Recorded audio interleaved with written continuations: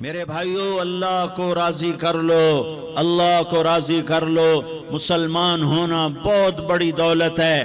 میں 6 بر اعظم پھرا ہوں، دنیا کے بادشاہوں سے ملا ہوں، مالدار فقیروں سے ملا ہوں، جنہیں اللہ کا نہیں پتہ۔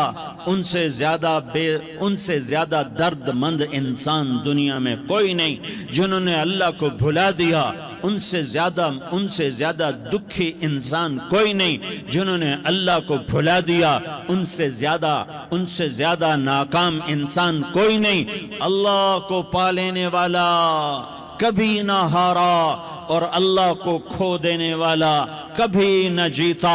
اللہ کو راضی کرنے والے کے مقدر میں ہار نہیں ہے، چاہے سولی پہ لٹک جائے، چاہے ٹکڑے ٹکڑے کر دیا جائے، چاہے آگ میں جلا دیا جائے، چاہے جانوروں کے آگے قیمہ کر کے پھینک دیا جائے۔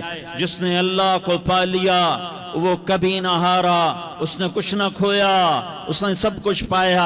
اور جس نے اللہ کو کھو دیا، اس نے سب کچھ کھو دیا، سب کچھ لٹ گیا۔ بھائیو، میں آج جھولی پھیلانے آیا ہوں، میں سیاسی آدمی نہیں ہوں، میں جھولی پھیلانے آیا ہوں، ووٹ کے لیے نہیں۔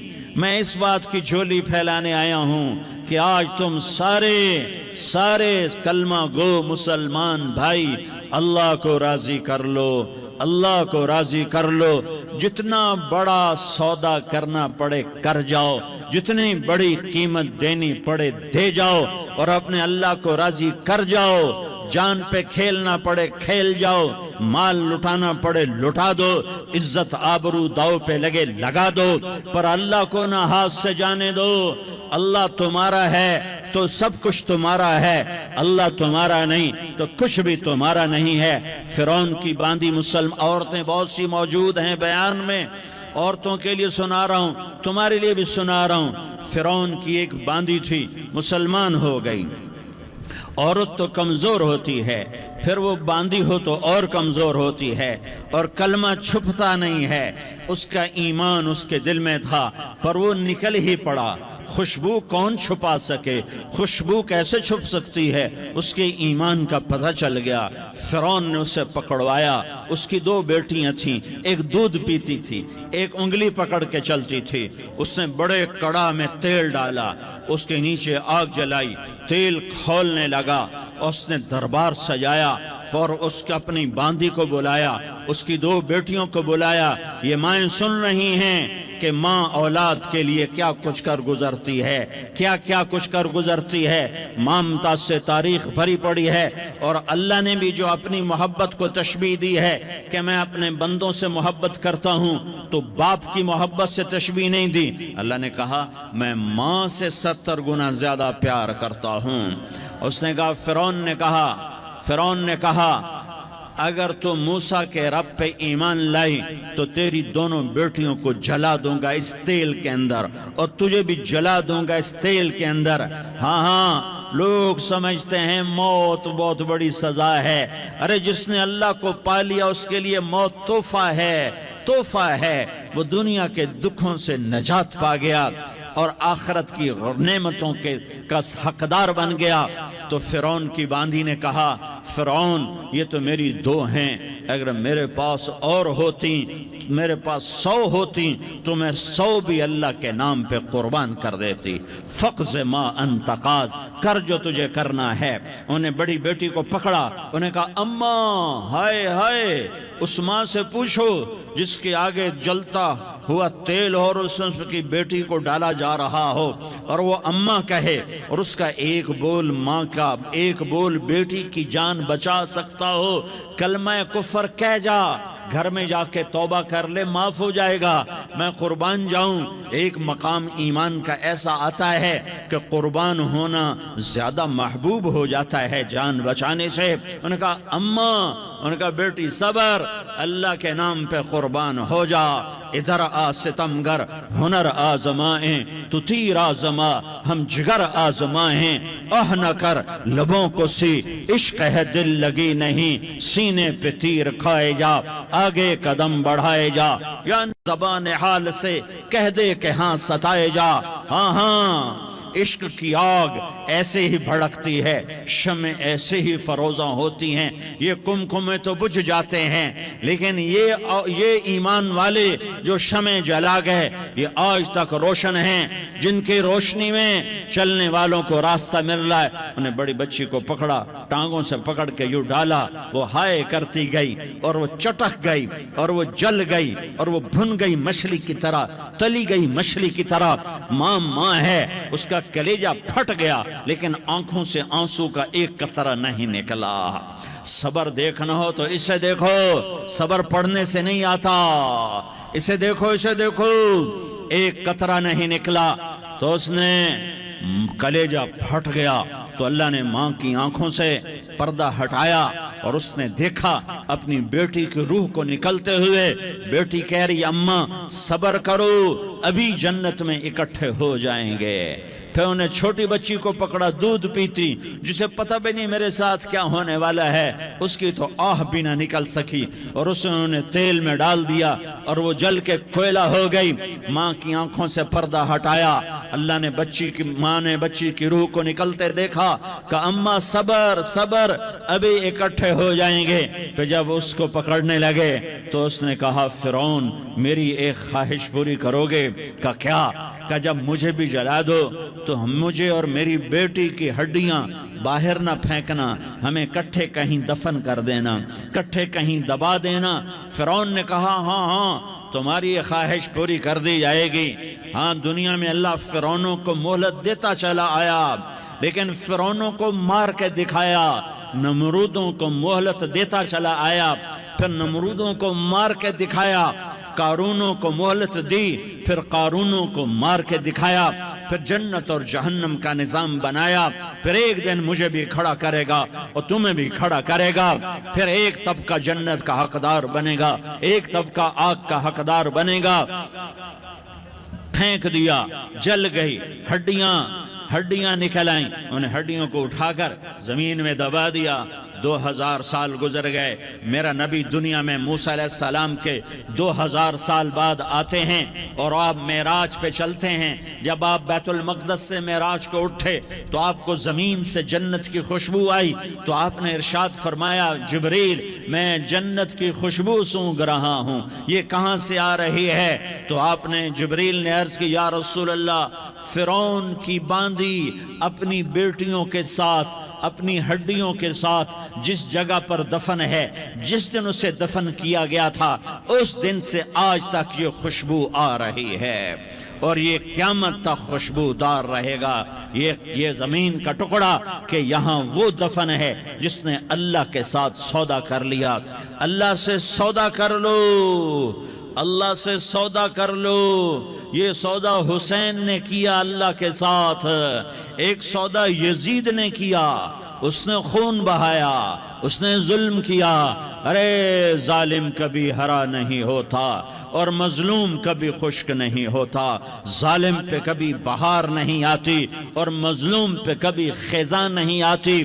اللہ ظالم کو مہلت ضرور دیتا ہے، لیکن ایک دن ہے جب اللہ جنت کو سجائے گا اور جہنم کو بھڑکائے گا اور ترازو کو لٹکائے گا اور پل صراط کو قائم کرے گا اور اپنے عرش کو لائے گا اور خود فرشتوں کو بلائے گا، پھر طارق جمیل کو قبر سے اٹھائے گا، سردار عزیر کو قبر سے اٹھائے گا، زید عمر بکر کو قبر سے اٹھائے گا، پھر مجھ سے سوال کرے گا میں نے تمہیں دنیا میں عزت دی، مال دیا، بتا آج میرے لیے کیا کر کے لایا ہے؟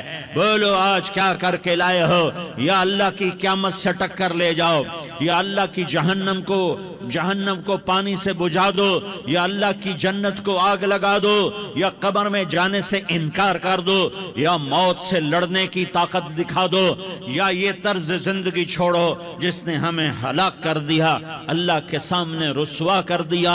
موت ہے، جنت ہے، جہنم ہے، آخرت ہے، اللہ ہے، رسالت ہے، محمد مصطفیٰ کی ہستی ہے جو تمہارے لیے پس گیا، لٹ گیا، دان توڑوائے، خون خون ہوا، جاؤ جاؤ چلو میرے ساتھ، میں تمہیں طائف کے پہاڑوں میں لے جاؤں اور میں تمہیں وہاں کھڑ کے سوال کروں، کاش طائف کے پہاڑوں کی زبان ہوتی تو وہ سب سے پہلے ہمیں تمہیں لان تان کرتا، ارے تمہیں شرم نہ آئی کہ تمہارا نبی تمہارے لیے خون و خون ہو گیا۔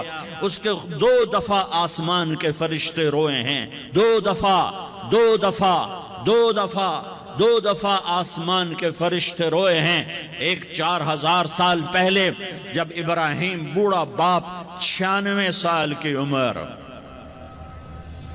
اور 6 سال کا بچہ، اور حکم دیا جا رہا ہے دشمن کے گلے پہ چھری چلانا تو بڑا آسان ہے کہ انسان جب وحشی بن جاتا ہے، جانور بن جاتا ہے، سانپ بن جاتا ہے تو اسے ڈسنے میں کوئی آر نہیں ہوتا، اسے کاٹنے میں کوئی آر نہیں ہوتا، لیکن سامنے تو اسماعیل کھڑا ہے، 86 سال کی عمر میں بیٹا ملا اور باپ 92-94 سال کا بوڑھا ہو گیا، اور میرا رب کہتا ہے ابراہیم اسماعیل کی گردن پہ چھری چلا دے، میں دیکھنا چاہتا ہوں تو میرا ہے یا اسماعیل کا ہے، تیرے دل میں ہوں یا اسماعیل ہے؟ کہ میرے رب ہزاروں اسماعیل تجھ پہ قربان کر دوں۔ چھری اٹھائی، فلسطین سے چلے اور پہنچے مکہ مکرمہ، بیوی سے کہا بچے کو تیار کرا دو، سیر کرانے لے جا رہا ہوں، بچے کو تیار کرایا۔ آج پہلی دفعہ بچہ باپ کو دیکھ رہا ہے، انگلی پکڑ کے اچھلتا ہوا جا رہا ہے، میرا ابا مجھے سیر کرانے لے جا رہا ہے، یعنی خبر کے چھری کے نیچے سے گزارنے لے جا رہا ہے، اور لیاری والوں کو پیغام دینے جا رہا ہے کہ اللہ پر ہر شے قربان کرنا سیکھو، اللہ کے لیے ہر جذبہ چھوڑنا سیکھو، ہر شے سے ہٹنا سیکھو، جہاں اللہ ناراض ہے ہٹ جاؤ، ہٹ جاؤ، ہٹ جاؤ، ہار نہ پڑے ہار جاؤ، مٹنا پڑے مٹ جاؤ، لٹنا پڑے لٹ جاؤ، دھکے کھانے پڑے کھا لو کھا لو کھا لو، کہ دنیا میں سب سے زیادہ دھکے کھانے والا میرا حبیب محمد مصطفیٰ۔ مجھے لیاری کا کوئی گھر دکھاؤ جہاں غریب نے پیٹ پہ پتھر باندھا ہو، آؤ میں تمہیں دکھاتا ہوں۔ میرا نبی مسجد نبوی میں بیٹھا ہوا ہے اور ایک صحابی آتا ہے اور آ کر یوں کپڑا اٹھاتا ہے، کہتا یا رسول اللہ ادھر دیکھو، میں نے پیٹ پہ پتھر باندھا ہوا ہے، بھوک کی وجہ سے میں سیدھا نہیں ہو پا رہا۔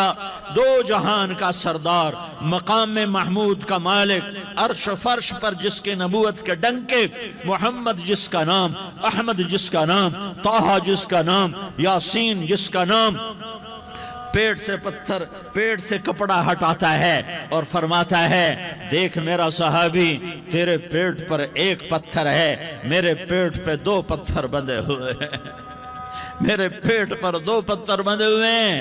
ہاں ابراہیم نے چھری نکالی، بیٹا تیرے ذبح کرنے کا حکم ہو چکا ہے۔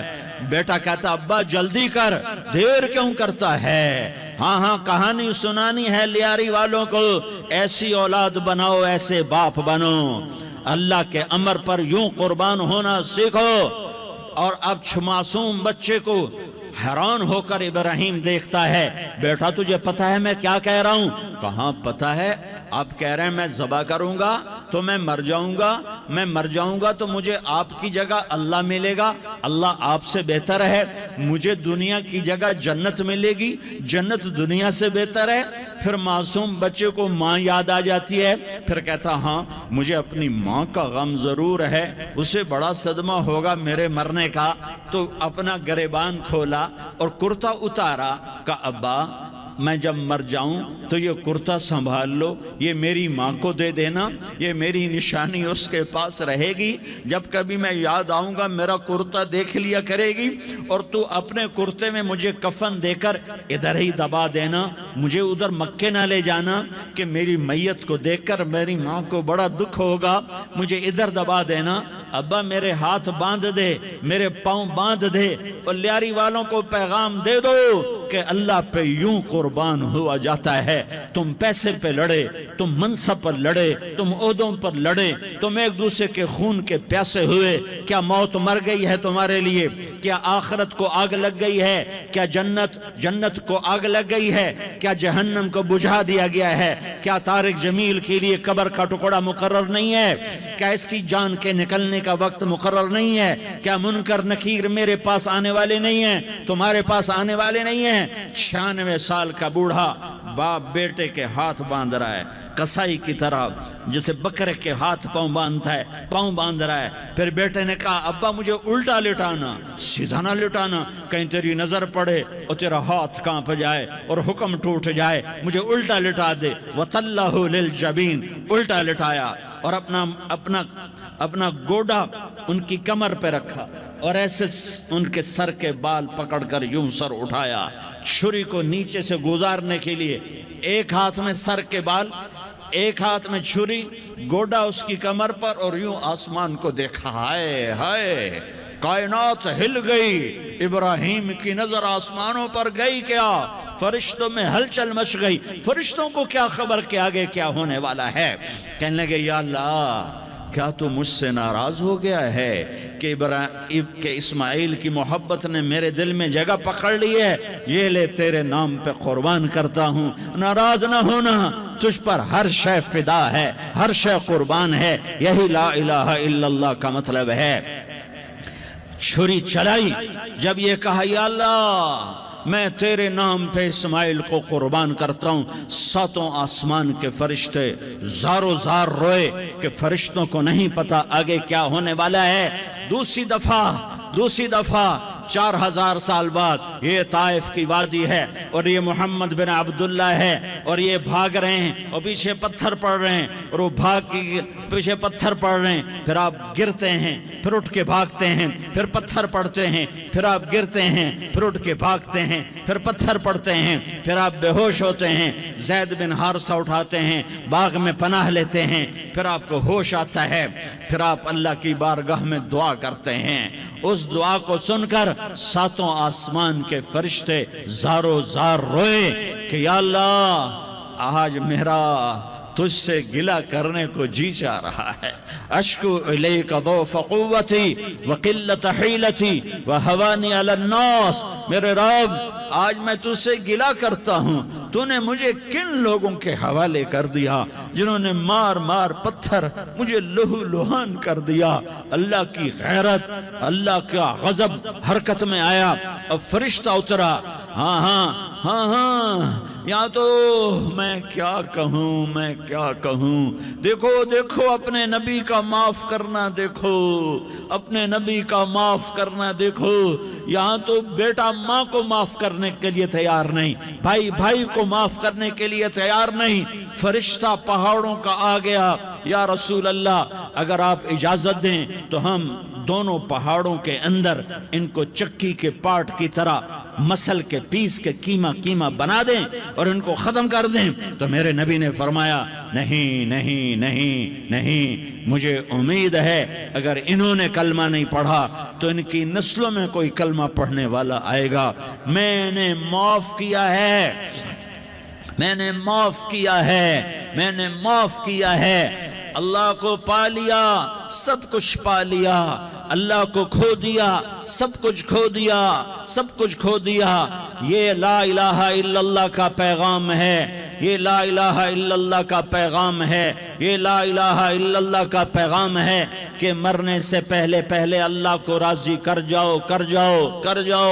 ہاں حسین نے اللہ کو راضی کیا، یزید نے حکومت کو راضی کیا، اس نے حکومت پالی، وہ حکمران بنا، اس کے خاندان نے حکومت کی اور حکومت اس کی باندھی بنی، اور حسین نے جان دے کر نیزے پہ سر چڑھا دیا۔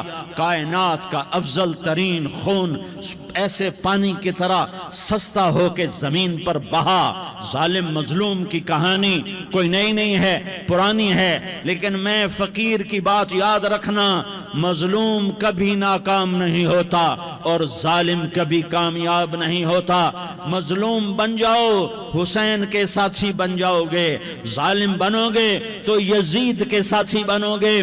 محرم میں کیا سارا سال یزید پہ لعنت پڑتی ہے، لیکن ظلم کرنے والا یاد رکھ لے کہ یزید کے ساتھ کھڑا کیا جائے گا۔ یزید کے ساتھ کھڑا ہونا کون پسند کرے گا؟ مظلوم بن جاؤ۔